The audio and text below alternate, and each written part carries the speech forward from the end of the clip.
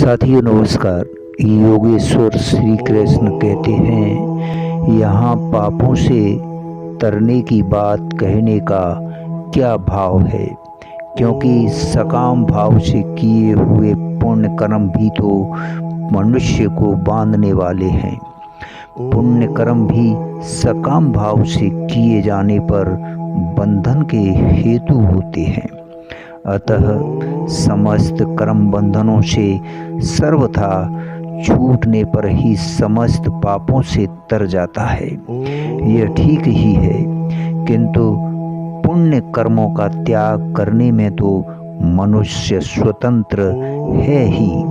मित्रों, उनके फल का त्याग तो वह जब चाहे तभी कर सकता है, परंतु ज्ञान के बिना पापों से तर जाना उसके हाथ की बात नहीं है। साथियों, इसलिए पापों से तरना कह देने से पुण्य कर्मों के बंधन से मुक्त होने की बात उसके अंतर्गत ही आ जाती है।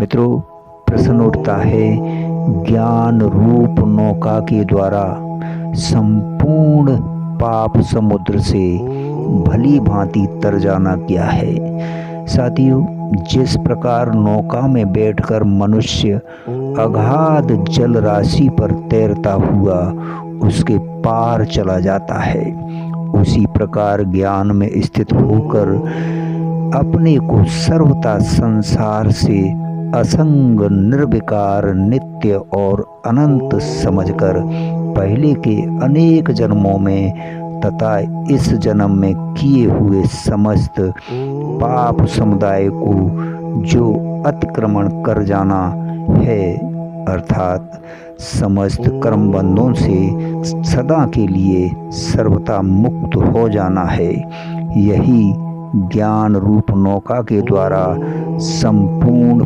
पाप समुदाय से भली भांति तर जाना है। मित्रों, इस श्लोक में एव पद का क्या भाव है? एव पद यहाँ निश्चय के अर्थ में है। उसका भाव यह है कि काठ की नौका में बैठकर जल राशि पर तैरने वाला मनुष्य तो कदाचित उस नौका के टूट जाने से या उसमें छेद हो जाने अथवा तूफान आने से नौका के साथ ही साथ स्वयं भी जल में डूब सकता है, परंतु यह ज्ञान रूप नौका नित्य है। इसका अवलंबन करने वाला मनुष्य निस्संदेह पापों से तर जाता है। उसके पतन की जरा भी आशंका नहीं रहती। धन्यवाद, शुक्रिया।